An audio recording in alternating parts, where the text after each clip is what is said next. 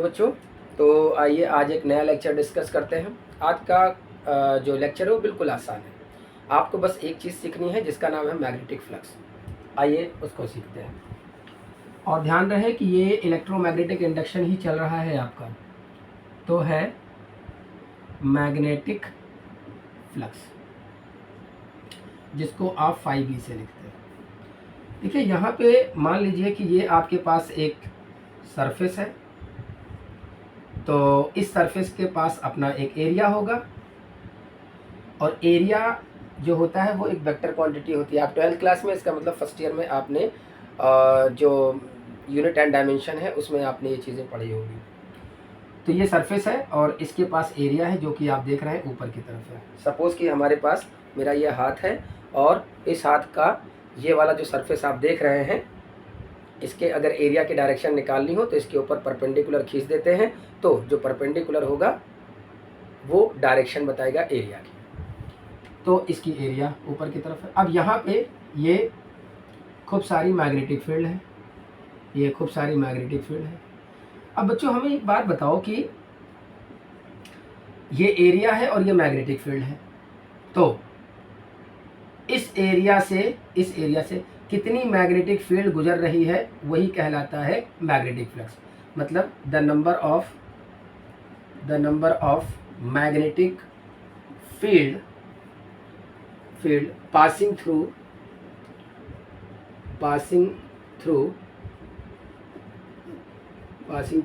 the given surface is called magnetic flux. खत्म कहानी। कठिन नहीं है भाई, मैग्नेटिक फ्लक्स पाइए। किसी भी एरिया से कितनी मैग्नेटिक फील्ड गुजरती है उसे ही कहते हैं मैग्नेटिक फ्लक्स। बस खत्म कहानी। अब एक बात बताइए, अब हम ये कह सकते हैं इसका कि मैथमेटिकली, अगर इसका मैथमेटिकली कैलकुलेशन करना चाहें तो मैथमेटिकली गलत हो गया क्या? मैथमेटिकली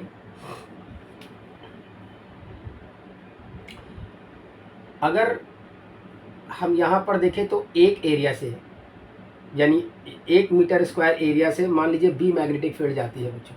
अरे भाई ये जो एरिया है 1 मीटर स्क्वायर एरिया से बी मैग्नेटिक फील्ड जाती है। अंग्रेजी के ऊपर ध्यान ना दीजिए, हिंदी पे ध्यान दीजिए।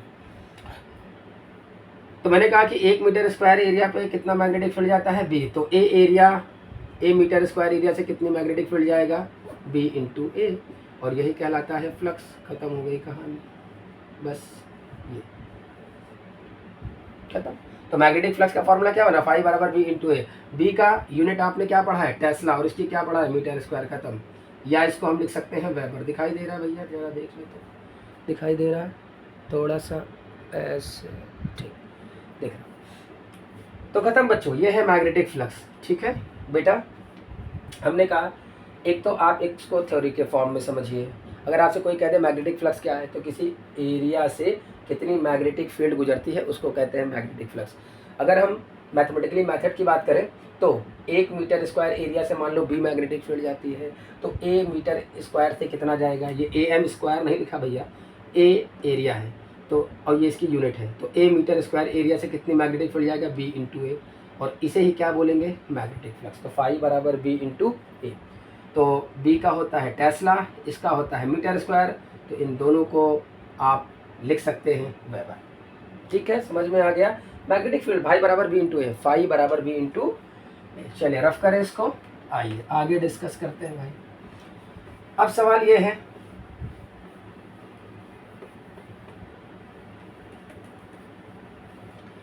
अब आगे डिस्कस करते हैं भाई। अब देखो बेटा, इसका सेकंड केस जरा देखिए। देखिए अगर हम बात करें कि if there is a angle between magnetic field और area vector is theta, then what about the magnetic flux. मतलब अगर कोई आपके पास एरिया है जिसकी डायरेक्शन आप देख रहे हैं, बट बच्चों मैग्नेटिक फील्ड कुछ इस हिसाब से जा रही है, ऐसे जा रही है, ऐसे जा रही है, ऐसे जा रही है। देख रहे हैं बच्चों? अब मैग्नेटिक फील्ड कुछ इस हिसाब से ऐसे जा रही है, ऐसे जाएगा। तो अगर आपसे कोई कहे अच्छा ये रहा मैग्नेटिक फील्ड और ये रहा एरिया, इसके बीच का एंगल कितना है बच्चों? थीटा है। अब आपसे कोई कहे कि इसमें से कितना फ्लक्स जाता है, तो आप बोलोगे सर हम तो फॉर्मूला पढ़े फाई बराबर बी ए, ये यहाँ नहीं लगेगा। तो क्या लगेगा बेटा? देखो ये जो एरिया है, ये जो एरिया आप देख रहे हो जो मैग्नेटिक फील्ड के साथ थीटा डिग्री एंगल बना रहा है, इस एरिया के दो कंपोनेंट आएंगे। मैं यहाँ बनाऊँ उसको, आसान है भाई। देखो ये रहा मैग्नेटिक फील्ड और ये रहा आपका एरिया और ये रहा थीटा। ध्यान से सुनिएगा भाई, यही तो है, ये देखो ऐसे यही तो है। अब इसके एरिया के दो कंपोनेंट बनेंगे। एक कंपोनेंट तो जाएगा जिधर थीटा है उधर, जिसको आप बोलोगे ए कॉस थीटा बच्चों, और एक जाएगा इसके परपेंडिकुलर जो आएगा ए साइन थीटा। अब बताओ मैग्नेटिक फील्ड के साथ हम दो चीज़ें लिख सकते हैं। एक तो मैग्नेटिक फ्लक्स के फॉर्मूले में हम लिख सकते हैं बी ए कॉस थीटा, एक तो ये लिख सकते हैं फॉर्मूला, और एक लिख सकते हैं फाई बी बराबर B into A sine theta. अब कहोगे सर ये तो आपने पता नहीं कोई नई चीज़ बता दी, ये तो हमने पढ़ा ही नहीं है। हाँ बिल्कुल नहीं पढ़ा, ये नहीं लिखा जा सकता। यानी मैग्नेटिक फील्ड के साथ में एरिया का हमेशा कॉस वाला कंपोनेंट आएगा, साइन वाला नहीं आएगा। तो पूछा भाई ऐसी क्या दिक्कत है, साइन वाला क्यों नहीं आ सकता? तो मैं आपको इसको एक लॉजिक से समझाता हूँ, जरा समझो। आपने क्या पढ़ा है कि अगर ए डॉट बी होता है, यानी दो अगर वेक्टर क्वांटिटी होती है तो उसका आंसर आता है ए बी कॉस थीटा। पढ़ा है ना बेटा? और फिर आपने ए क्रॉस बी का फॉर्मूला पढ़ा है कि इसमें होता है A B sine theta, and they have also direction, N cap direction को बताता है। मुझे एक बात बताओ, इसमें फाई बी बराबर B into A sine theta लिख देने से, देखो ये भी वेक्टर क्वांटिटी है, ये भी वेक्टर क्वांटिटी है, और इसके साथ में साइन लिखा है, इसका मतलब जो आंसर आया है वो भी वेक्टर होना चाहिए। मगर फॉर योर काइंड इंफॉर्मेशन कि जो मैग्नेटिक फ्लक्स होता है ये स्केलर होता है, ये स्केलर होता है। तो हाउ इट इज़ पॉसिबल कि यहाँ पर साइन थीटा आएगा? नहीं आएगा। क्यों? क्योंकि ये स्केलर है, रिजल्ट स्केलर आ रहा है। तो ये वेक्टर है, ये वेक्टर है, साइन थीटा है, तो साइन थीटा अगर आता है तो ये वेक्टर आना चाहिए, इसका आंसर वेक्टर आना चाहिए। भाई ये वेक्टर को बताएगा, इसका आंसर वेक्टर आना चाहिए। तो ये वेक्टर है, ये वेक्टर है। अगर साइन थीटा लिख दोगे तो ये रिजल्ट जो आएगा मैग्नेटिक फ्लक्स का ही वेक्टर आना चाहिए। मगर मैं आपको बता रहा हूँ कि जो फ्लक्स होता है वो स्केलर क्वांटिटी होती है। तो अगर ये स्केलर क्वांटिटी होती है तो बताओ ये स्केलर क्वांटिटी है, ठीक है, ये वेक्टर है, ठीक है, ये वेक्टर है, ठीक है। तो बच्चों बताओ इसके साथ में कॉस लिखा जाएगा कि नहीं? आप समझिए, कहने का मतलब ये है कि एरिया के दो कंपोनेंट बनेंगे, एक बनेगा कॉस, एक बनेगा साइन। सीधी सी बात, साइन वाला नहीं लिखेंगे क्योंकि अगर साइन वाला ले लोगे तो ये मैग्नेटिक फील्ड है, ये मैग्नेटिक फील्ड है, और साइन का टर्म आ जाएगा, तो मतलब जो फ्लक्स है वो वेक्टर होना चाहिए। मगर फ्लक्स वेक्टर क्वांटिटी नहीं होता, ये क्या होता है? स्केलर। तो एरिया का कौन सा कंपोनेंट लिया जाएगा? कॉस वाला। तो फॉर्मूला क्या बना बच्चों इस केस में? फॉर्मूला क्या बना, उसको रफ करें। समझ में आई बात? साइन वाला क्यों नहीं लिखेंगे, और आगे भी सारे में यही लॉजिक लगाना है। तो फॉर्मूला क्या बना बच्चों? फाई बराबर B A cos theta. Theta angle है, थीटा एंगल है बच्चों, किसके बीच का एंगल है? एरिया के और मैग्नेटिक फील्ड के। ठीक है, चलिए तो इसमें केस डिस्कस कर लेते हैं। आसान है बेटा केस, फर्स्ट थोड़ा ध्यान से पढ़िएगा बस। ये बताइए थीटा बराबर अगर 0 डिग्री हो तो यहाँ रखो फ्लक्स, देखो क्या आएगा, फाई बराबर B A cos 0 degree. Cos 0 का मान कितना होता है भाई? 1 दिखाई दे रहा है, हाँ दिखाई दे रहा है, मगर लास्ट तक पहुँच गए हैं। तो कॉस 0 का मान 1, तो फ्लक्स कितना आ जाएगा? बी ए, जो कि क्या होगा बच्चों? मैक्सिमम, और होना भी चाहिए मेरे पास। ये मान लीजिए ये आपके पास एक सरफेस है, इसका ये एरिया है बेटा, और ये मैग्नेटिक फील्ड है। अगर ये एरिया देखो, ये एरिया अगर इस तरफ है ऐसे, और मैग्नेटिक फील्ड भी इधर, दोनों के बीच का एंगल 0 डिग्री हुआ, तो मैग्नेटिक फ्लक्स इसमें से मैक्सिमम गुजरेगा। ठीक है, 0 डिग्री। 0 किसके बीच का एंगल है? इसका एरिया इस तरफ है, मैग्नेटिक फील्ड इस तरफ है, दोनों के बीच का एंगल 0 डिग्री है, फ्लक्स मैक्सिमम है। अब ये एरिया घूम गया ऐसे, अब एरिया आपकी तरफ आ गया ऐसा, और मैग्नेटिक फील्ड तो इधर ही है, तो एंगल कितना बना 90 डिग्री। आओ अब सेकंड केस में देखते हैं। इफ केस सेकंड बच्चों, इफ थीटा बराबर 90 डिग्री, तो थीटा 90 डिग्री होगा तो फाई बराबर B A cos 90 degree, cos 90 का मान 0, तो फ्लक्स कितना आ गया 0, खत्म। तो ये बताइए कि जो मैग्नेटिक फ्लक्स है, अगर एरिया और मैग्नेटिक फील्ड के बीच का एंगल 0 होगा तो फ्लक्स मैक्सिमम होगा, और अगर 90 होगा तो फ्लक्स मिनिमम होगा। मिनिमम में कितना 0, ये रहा मिनिमम। ठीक है बेटा, ओके रफ करें भाई। तो अब यहाँ पर एक चीज़ लेते हैं जिसका नाम है हाउ मच फ्लक्स चेंज। एक क्वेश्चन लिख लेते हैं, how much flux change when angle between area and magnetic field change from number 1 0 to theta बराबर 0 डिग्री टू 90 डिग्री। ठीक है बच्चों, 90 डिग्री। ध्यान से सुनिएगा भाई, ध्यान समझते हैं, ध्यान किसे कहते हैं, वही जो आप नहीं लगा रहे हैं। तो थीटा 2 बराबर, मान लीजिए एक दूसरा केस, थीटा 1 बराबर अगर 0 डिग्री से घुमा दें, कितना, थीटा 2 बराबर 180 डिग्री। 180 समझते हैं ना बेटा, फिर से उड़ गया भाई इधर, देखो ये है, पहले 0 डिग्री है, 0 डिग्री है, देखो बेटा ये मैग्नेटिक फील्ड है, मार्कर मैग्नेटिक फील्ड है, और मेरे पास ये इसके एरिया की डायरेक्शन है, ये मैग्नेटिक फील्ड के, दोनों के बीच का एंगल कितना है बच्चों 0 डिग्री है, ये वाला। फिर उसने कहा कि अगर सरफेस ऐसा घूम जाए, यानी कि एरिया और मैग्नेटिक फील्ड के बीच का एंगल कितना हो जाए बच्चों इस केस में, ये किसका था, एरिया का, ये किसका है, मैग्नेटिक फील्ड का। अब ये कितने डिग्री एंगल है 90 डिग्री। तो कह रहा कि जब ये 0 से 90 घूमेगा तो कॉइल के फ्लक्स में कितना चेंज आएगा। तो हम इसे लिख सकते हैं भाई, कितना आसान है, फ्लक्स में चेंज बराबर φ2 माइनस φ1 बच्चों, यही तो होगा ना, लास्ट तक पहुंचे क्या। हाँ तो आइए इसको निकालते हैं जरा सा। तो आंसर नंबर पहले का जरा देखो, मैंने कहा फ्लक्स में चेंज बराबर हो जाएगा φ2 माइनस φ1। φ2 क्या लिख सकते हैं बेटा, बी ए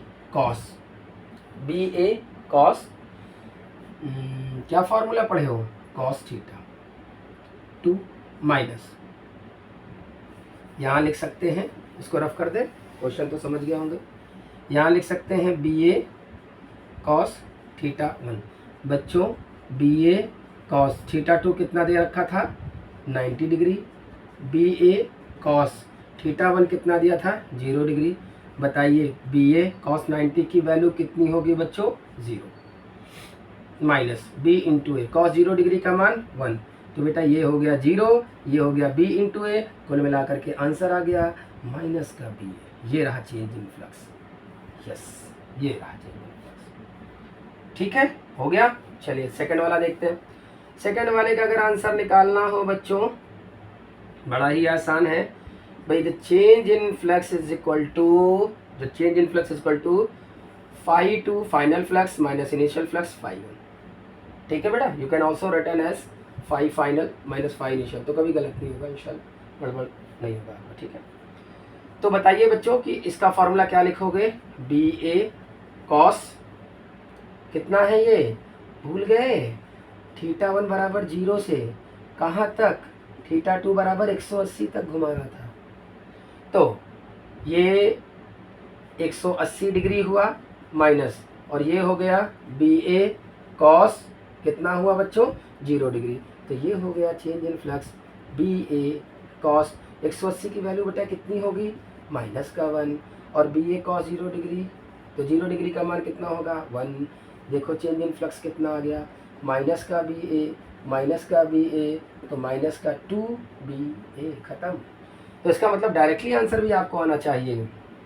समझ में आया बेटा, कितना आसान है ये। ठीक है, तो ये दो आप समझ गए कि फ्लक्स का कैसे निकालना है और कैसे न्यूमेरिकल्स हैं इसमें। ठीक है, ओके, रफ कर दें। आइए कुछ और चीज़ें डिस्कस कर लेते हैं इसमें। मैग्नेटिक फ्लक्स सीख लो भैया, क्योंकि मैग्नेटिक फ्लक्स आगे चल करके बताएगा कि कितने तरीकों से इंड्यूस्ड ईएमएफ निकाला जा सकता है। ओके, तो अगली चीज़,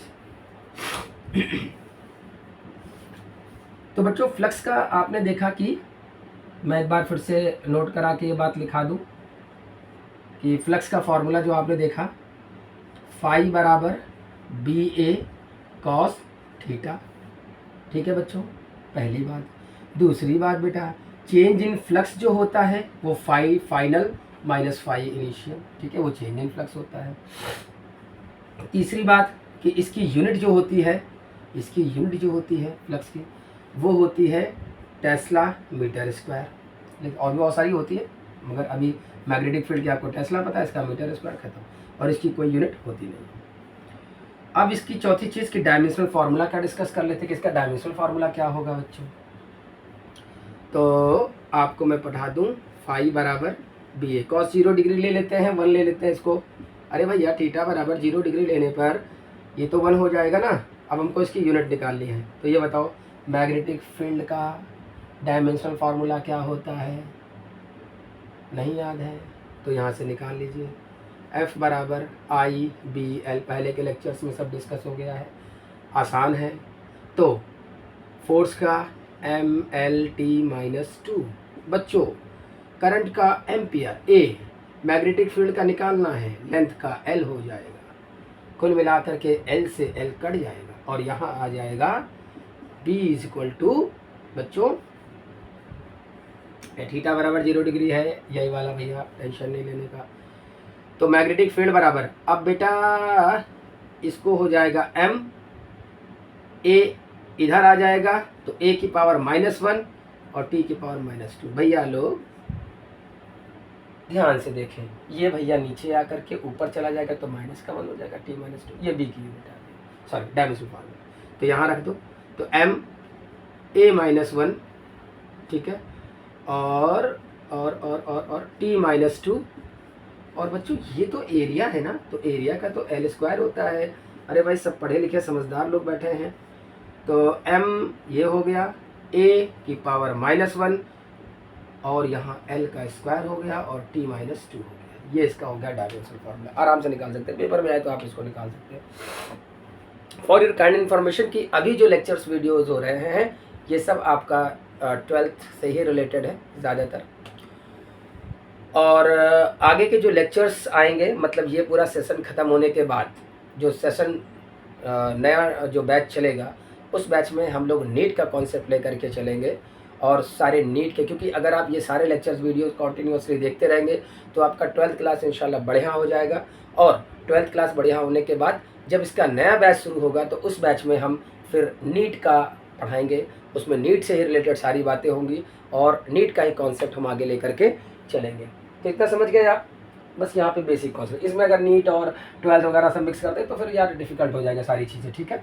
तो नए बैच का इंतज़ार करें, तब तक आप इसको पढ़ें। समझ में आ गई बात, और इसका कैलकुलेशन देख लेना यार, अगर 19-20 हो जाए तो ओके। तो ये रहा मैग्नेटिक फ्लक्स। अब आप समझ गए मैग्नेटिक फ्लक्स किसे कहते हैं। तो यहाँ तक आप पढ़ लिया। अब लास्ट चीज़ मैं आपको इसमें बता दूँ चलते चलते कि जो मैग्नेटिक फ्लक्स का जो फॉर्मूला होता है बच्चों, वो होता है बी ए कॉस थीटा।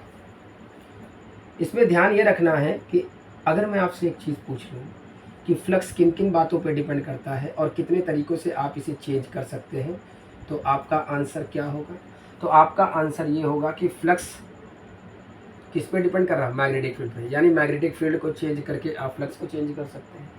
फिर फ्लक्स किस पे डिपेंड कर रहा है बच्चों, एरिया पे, अगर एरिया चेंज करेंगे तो फ्लक्स चेंज हो जाएगा। फिर किस पे डिपेंड कर रहा है, थीटा पे, अगर थीटा चेंज करेंगे तो फिर फ्लक्स चेंज हो जाएगा, ठीक है। फिर कहेंगे सर इसमें कौन सी बड़ी बात है, हमने कहा ये आपका इलेक्ट्रोमैग्नेटिक इंडक्शन चल रहा है, और अगले टॉपिक को समझने के लिए ये जो बता रहे हैं इसको आप ध्यान से समझिएगा। फ्लक्स जो है वो 3 फैक्टर्स पर डिपेंड कर रहा है। ध्यान ये रखना है कि जिस समय आप मैग्नेटिक फील्ड को चेंज कर रहे हो उस समय समझ रहे हैं भैया, उस समय आपको एरिया और थीटा को कांस्टेंट रखना है। और जिस समय एरिया को बदल रहे हो, मतलब एरिया में बदलाव कर रहे हो, उस समय आपको बी को और थीटा को बच्चों कांस्टेंट रखना। दिखाई दे रहा है? हाँ। और फिर बच्चों जिस समय आप थीटा को बदल रहे हो उस समय आपको मैग्नेटिक फील्ड और एरिया को बच्चों क्या रखना है, कांस्टेंट रखना है। ठीक है, ये बात का बहुत ध्यान रखें, क्योंकि अगले लेक्चर वीडियो में आपको इसी कॉन्सेप्ट को लेकर के आगे हम ये बताएंगे कि जो ईएमएफ होता है किसी कॉइल में बनता है वो कितने तरीक़ों से हम बना सकते हैं। ठीक है, तो आज के लिए इतना काफ़ी है। आज आपने फ्लक्स के बारे में सीखा, तो अगले लेक्चर वीडियो का इंतज़ार करिए। मगर अगर उससे पहले आपको इस वीडियो लेक्चर में कुछ भी इन्फॉर्मेटिव लगा हो, आपको अच्छा लगा हो, तो उसके लिए इस चैनल को लाइक कर दें, कमेंट कर दें और सब्सक्राइब कर दें। Thank you so much.